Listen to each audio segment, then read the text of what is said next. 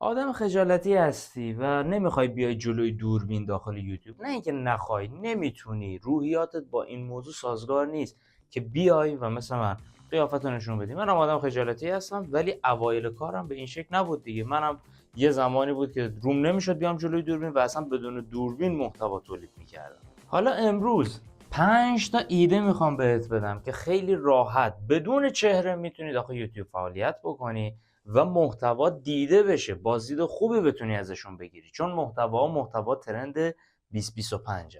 اولین موضوع کانال های آموزش نرم افزار هستن. ببین، آموزش نرم افزار چند تا بخش داره. با کامپیوتر میشه، با موبایل میشه، با هر نرم افزار یا سخت افزار، هیچ فرقی نمیکنه. بلدی داخل کانال آموزشی بدون چهره میتونی آموزش بدی. کلا کانال آموزشی میتوانند بدون چهره آموزش بدن. مثلا میگم شما فتوشاپ بلدی، خب اصلا نیازی به چهره خودت نیست داخل فتوشاپ، بیا ترفندهای فتوشاپ رو یاد بگیر.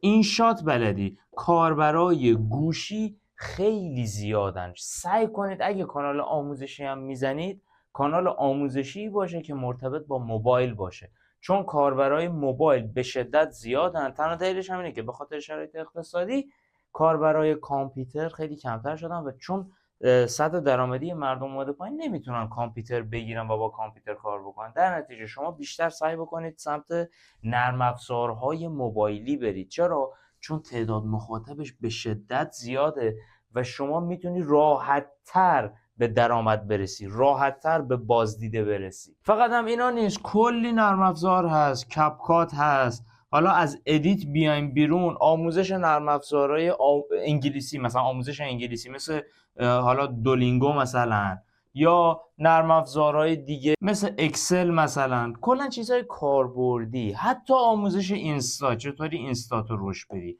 بیای داخل یوتیوب اصلا راجع به این صحبت بکنی که چجوری اینستاگرام تو رشد بدی. چرا؟ چون یوتیوب میشه گفت یک دانشگاه مجازیه. من مغازه دارم، جفت مغازم یه دونه برقکاری ماشین هست، یعنی باتری سازی ماشین هست.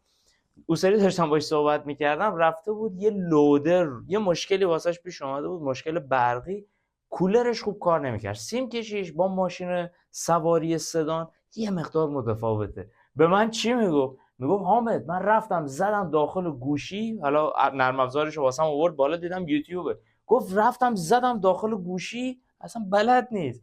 گفت دیدم لودر رو این شکلی سیم کشیش رو انجام میدم واسه این مشکل، همونو اجرا کردم، درست شد، 20 میلیون تومان پول گرفتم. شما از این بستر میتونی بهترین استفاده رو بکنی، حتی واسه تحقیقاتت، واسه یادگیریت. خب چه اشکال داره؟ از روزمرگی خودت یه تخصصی داری، این تخصص تو بیا آموزش بده و از همین تخصصی که داری آموزش میدی یوتیوب بهت پول میده. دومین مسئله، آقا گیمری، بیا گیم پلی درست بکن بذار و بدون اینکه نیاز باشه که چهرهتو نشون بدی، گیم پلی بذار داخل یوتیوب و روش صحبت بکن، ولی صدا خودت باشه، چون با شرکت‌های واسطه که کار میکنیم یه مقدار ممکنه سختگیر باشن سر اینکه نه صدات هست نه تصویر. ولی اگه صدات روی ویدیو باشه میفهمی که آقا این ویدیو اورجیناله و در آینده به مشکل بر نمیخوره. بیا شروع کن صحبت کردن. اما اینجوری هم نباشه که فقط گیم پلی خالی باشه. خواهی قرار باشه مثلا میگم من بتلفیلدی ببینم، میرم بتلفیلدی میبینم که ویلیدن داره بازی میکنه، سامسابری داره بازی میکنه، یا مثلا 1000 نفر دیگه که داخل یوتیوب آریا کوکسر داره بازی میکنه. ولی تو بیا نکات رو بگو. یعنی بازم برمیگردیم به همون آموزشه. نکات چی رو بگو؟ بتلفیلد الان کانکت نمیشه، چجوری ما کانکتش بکنیم بدون اینکه نیاز باشه فیلتر شکنی استفاده بکنیم؟ یا مثلا بهترین تنظیمات بتلفیلد چیه؟ رو ترند همیشه سوار شو. یا نیچ کار میکنی، کلا از بچگی داری کالاف میزنی، حتی الان که کالاف دد شده، یا به قولی حالا خیلی هم میگن دد نشده، ولی نسبت مخاطباش، نسبت پلیراش بسیار افت کرده، تو هنوز هم داری کالاف میزنی. نیچته، تخصصته. خب همینو ادامه بده با همین ترفندهایی که گفتم. بهترین تنظیماتش چیان؟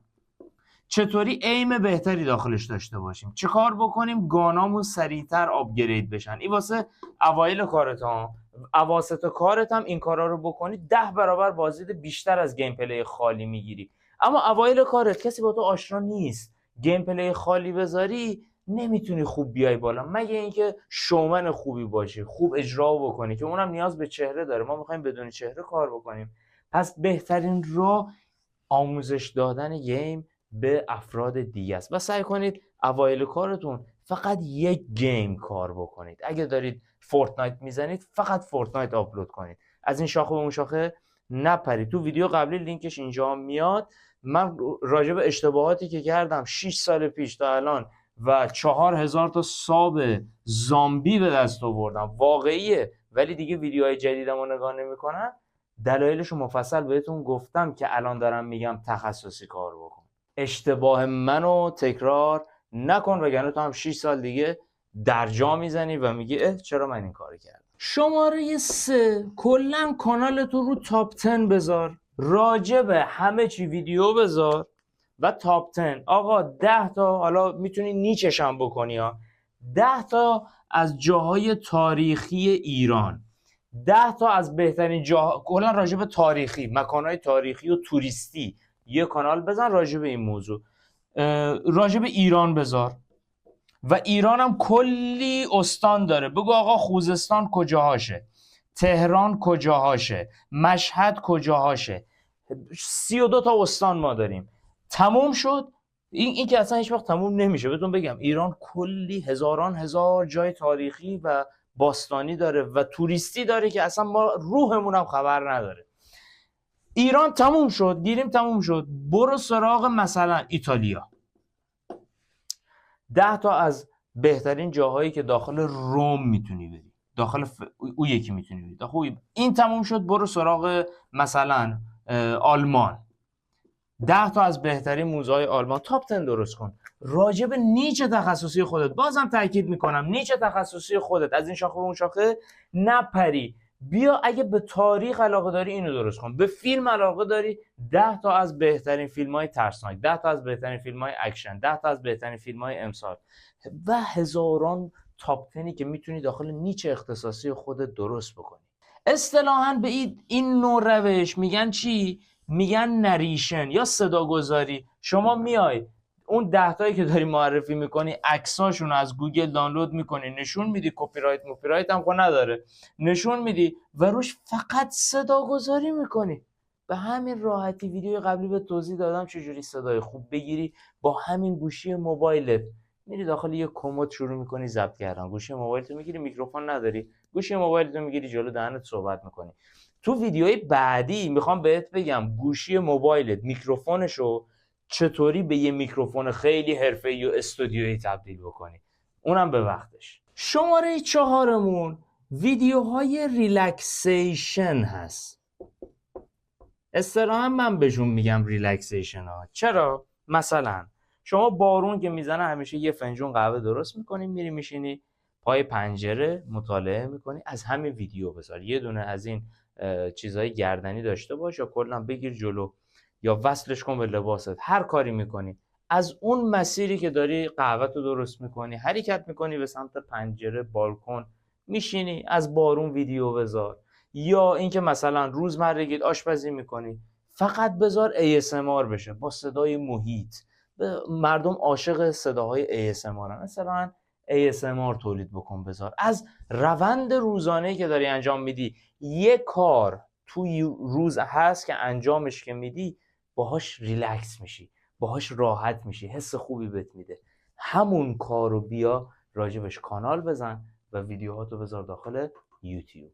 شماره 5 خیلی مهمه، خلاصه کتاب یا داستان. آقا یه کتابی خوندی خیلی قشنگ بوده، بیا خلاصه‌شو داخل یه ویدیو بگو.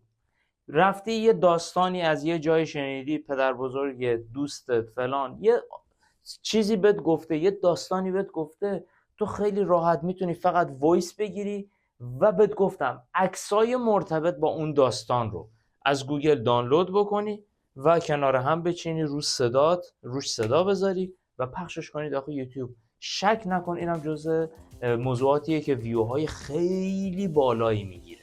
ویدیو دیگه طولانی نشه، تو چه موضوعی بدون چهره تو ذهنته داخل کامنت ها بنویس، از تجربیاتت استفاده بکنیم همگی. این جاییم که هممون از یوتیوب به درآمد برسیم. اگه چیزی داخل ذهنت هست بنویس، تجربه‌ای داری داخل کامنت ها بنویس، بقیه هم بذار استفاده بکنن، چه اشکالی داره؟